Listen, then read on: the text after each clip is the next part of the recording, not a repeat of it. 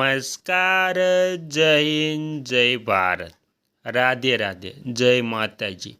સ્વાગત છે તમારું આપણી YouTube channel government pension salary ઇન્ફોન્ટ ન્યૂઝમાં।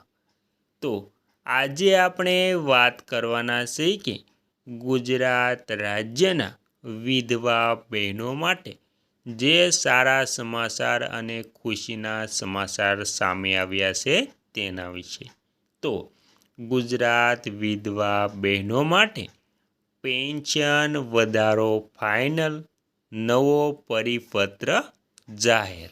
તો હવે વિધવા બહેનો માટે ખૂબ જ અગત્યના સમાચાર સામે આવતા તમામ વિધવા બહેનોમાં એક ખુશીનો માહોલ જોવા મળી રહ્યો છે, કેમ કે વિધવા બહેનોને જે પેન્શન મળતું હતું તેમાં સૌથી મોટો વધારો થયો છે।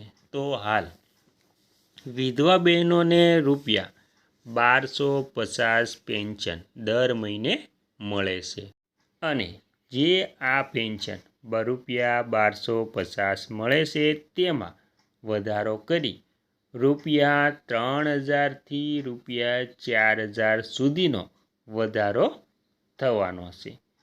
તો હવે આવતા મહિનાથી સંપૂર્ણ વિધવા બહેનો જાણી લો કે તમારું આવતા મહિનાથી પેન્શનમાં કેટલો વધારો થશે, તેની સંપૂર્ણ વાત આજે આપણે આ વિડીયો મારફતે કરવાની છે। તેમાં આપણે આવતા મહિને કેટલું પેન્શન વધશે, મેડિકલ એલાઉન્સ કેટલું આપવામાં આવશે, તમારી સહાય જે મળે છે તે સહાયમાં કેટલો વધારો થવાનો છે અને જે વધારાની સહાય લાગુ કરવામાં આવી છે તેના વિશે પણ આપણે વિગતવાર જાણીશું।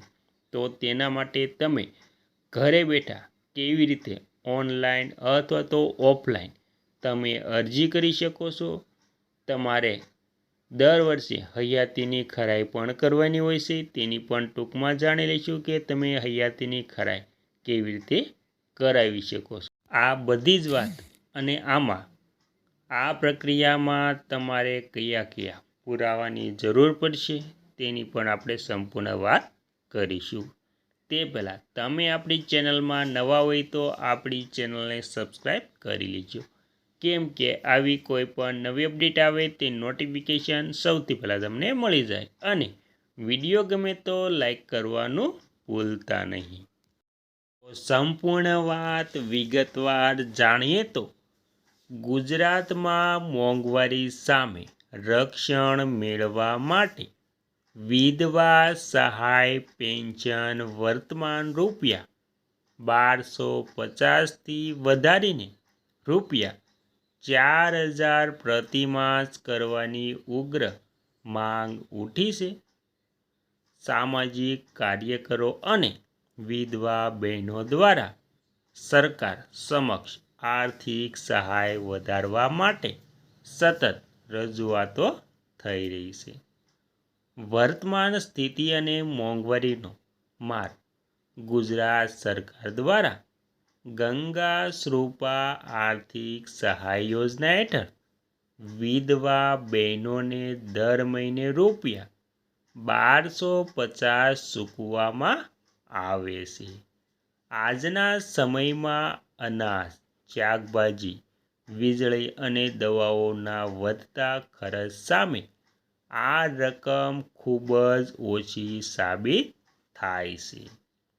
મોંઘવારીના આ સમયમાં ₹1250માં ઘર ચલાવવું કે ગુજરાન મેળવવું અશક્ય બન્યું છે।